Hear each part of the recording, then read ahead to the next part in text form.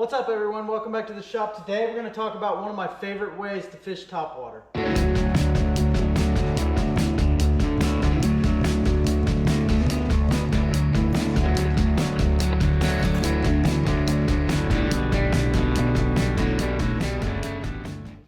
So there's all kinds of different ways to fish topwater. You have buzz baits, you have frogs, you have walking baits, you have all these different topwater baits, but my favorite to throw, especially in the fall this time of year, is a walking style bait. So whether that's a pencil popper or a spook or anything like that, and there's all different variations of each one of these. So today we're going to talk about how I fish my walking baits, different hooks I use, rods, reels, the line that I use, how I work my bait, and all the little tips and tricks along the way that'll help you get a couple more bites throughout a day of fishing. Let's start out by breaking down the rods and the reels that I use for this. I like to keep it pretty simple. I'll either use, depending on the size of the bait, so like this rod right here is from Lew's. It's a custom light rod and it's for topwater and jerk baits. And you can see this rod is very flimsy. It's got a lot of tip to it, and that allows you to really work that bait properly and get it to do that side-to-side action. That rod's a little bit too flimsy for, like, say a super spook or a bigger spook like that. So a lot of times I'll throw this spinnerbait rod. It's also a Lew's rod, and it's a 610 medium heavy with a fast action. And it's a spinnerbait rod. It's a shorter rod. It's not quite 7 foot. This rod here is also 6'8", so it's not quite 7 foot. And what that allows you to do is it allows you to point your rod straight at the bait and keep your rod low next to the water without slapping the water every time you go to twitch your bait. But this rod's got a little bit, it's a little bit stiffer. It doesn't have as much of a tip, and I can throw bigger baits on it, but it still has the tip that I need in order to work the bait side to side like we're trying to do. I always throw mono or braid. And the reason for that is it floats. If you throw fluorocarbon, you could do it.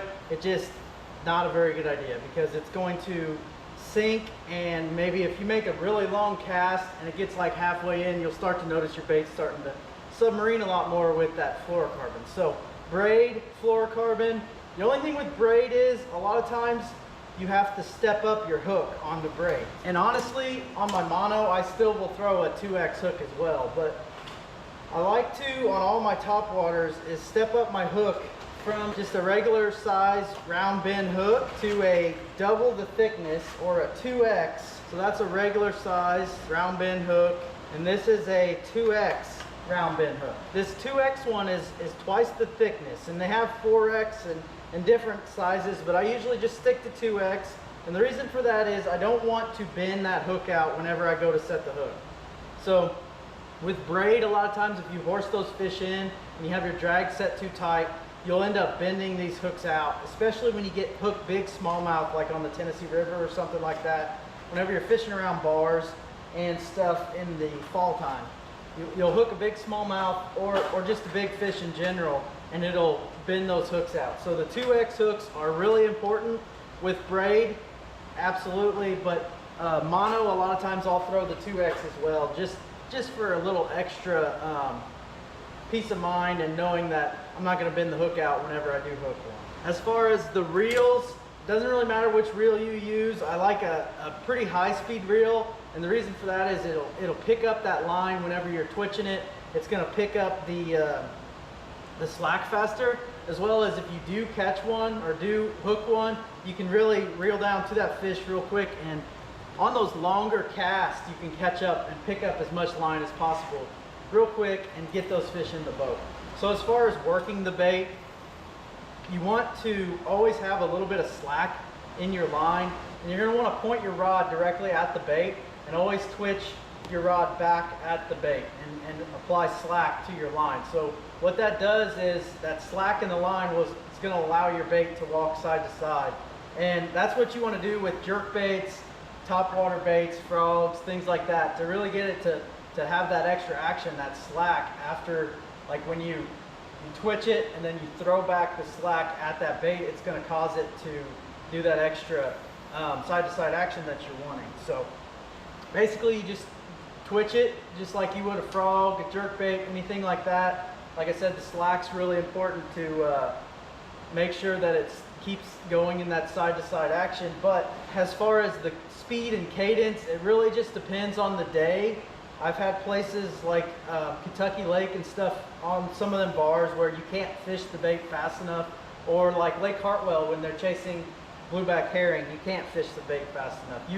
You could honestly throw a spook out there and just reel it in as fast as it can, and as long as it's like bouncing around or doing something crazy, it doesn't even have to be the perfect side-to-side action, it will get bites. Those fish just see something erratic on the surface and they go after it, and you can't reel a bait faster than a fish. With that being said, a lot of times I'll still start out with like a medium retrieve and see what the fish do from there. If they're coming up and hitting it but not reacting to it, sometimes I'll speed it up a little bit and try to get it, make it seem more like a fleeing bait fish and try and get it away from those fish. But I like to vary my retrieve. I don't like to keep it 100% consistent, because those fish those fish are used to seeing wild bait fish, and bait fish aren't constantly just going the same speed. So a lot of times what I'll do is I'll go slow, and then I'll kind of do a couple of quick twitches, and then I'll stop or pause, but I don't stop too long, maybe like a second or two, and then I'll just start again. By varying your speed, you make it look more natural and more realistic. Slow to fast, and just vary from there and see how the fish are reacting that day. There are some days where a constant, just a slow, just back and forth, I don't know if it just, the fish just follow it and stare at it until they just can't handle it anymore, and then they eat it. But a lot of times, majority of the time, I will vary my retrieve, unless, like I said, unless some of those days where they want a constant, just real slow side to side. But you kind of got to let the fish tell you what they want on any given day, and it may vary day to day. I mean, one day they may be just annihilating it, the next day it may be a lot tougher, and you may have to mix up your retrieve to entice those bites. Let's kind of break down the different styles of baits. There's a ton of different baits, and I'll kind of go through which ones I think are my favorite. But I tend to throw just the regular Zara Spook a lot. I have some of the original ones, and then I also have some of the bigger Super Spooks. So you can see the size difference between the two. The one has 3 hooks on it, the one has 2. I like to put a feathered treble hook on all of my hooks. As you can see, this one still has the stock hooks on it. You can see it doesn't have a split ring on there. I like to, on all of my baits, I like to basically cut that original hook off, and then I'll add a split ring to it. If you can see that, I'll add a split ring to it, and then I'll add my hooks on from there.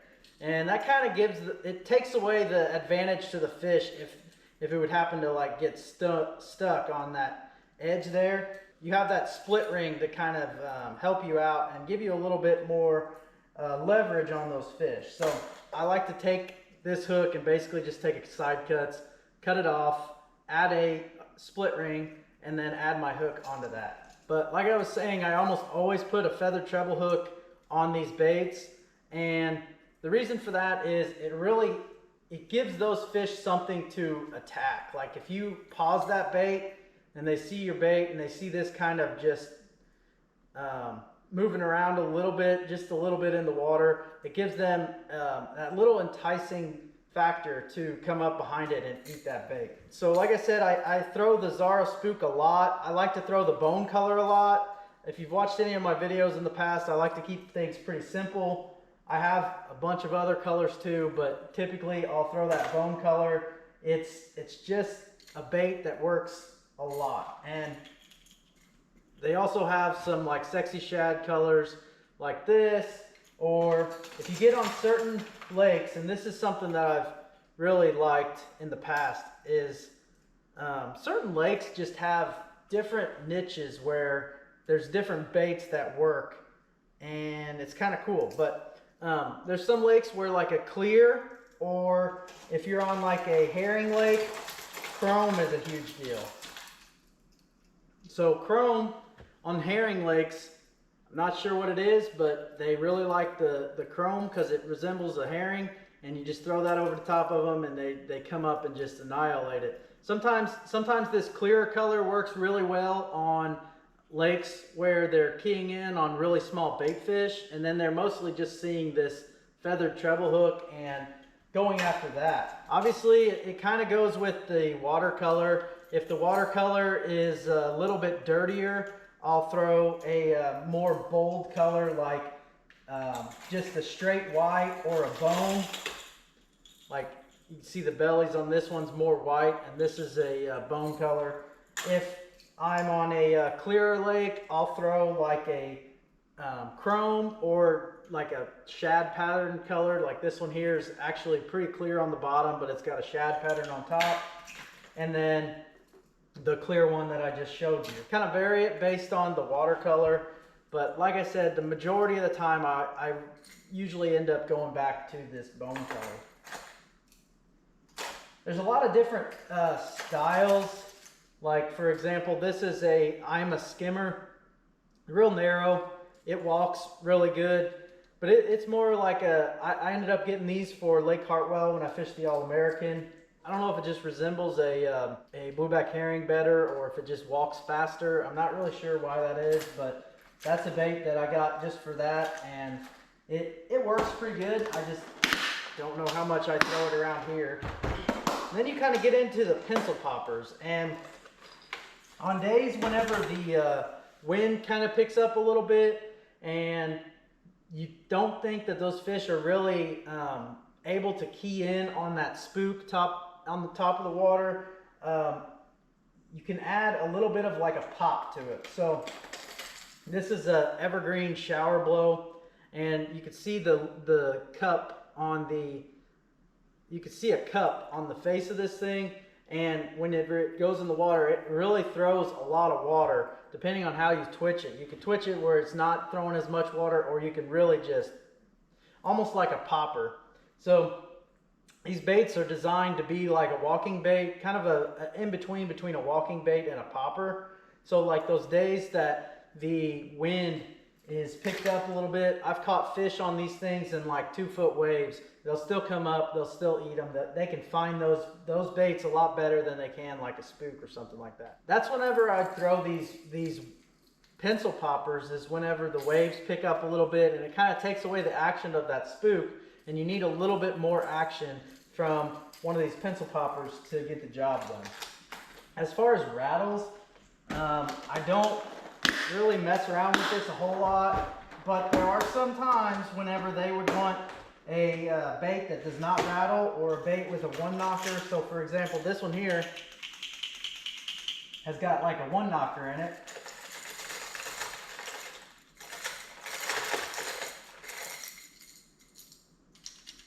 This one here just has a regular rattle. So it's a lot different noise. This one will work better on a windier day, or just in general, there's some days when they want a different sounding bait. I thought I had a silent one in here. Yeah, this one's a silent one. So the Super Spook has a rattle in it, as you can hear. The regular Spook does not have a rattle. Then the original Spook also comes in a rattling version or a one knocker version. So the one knocker version is like very loud. The rattling one has got a lot more beads rather than that single one bead just going up and down. And the original one is silent.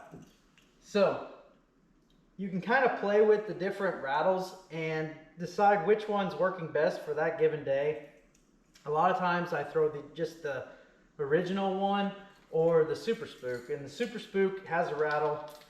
I probably would prefer if it didn't have a rattle, but can't buy that bigger version without a rattle unless I drilled them out or something like that, and I don't plan on doing that. I have some of these one knockers, and I have some of the rattling ones, and I don't really throw them as much because I usually end up just throwing this original one. I think there's certain days when it does matter and it can make a big difference, so kind of experiment with that. Kind of like the same way with the retrieve. If the fish have been being caught for the last 3 or 4 days and everybody's throwing topwater or something like that, throw a one knocker that you don't think anybody's throwing, or throw the silent one.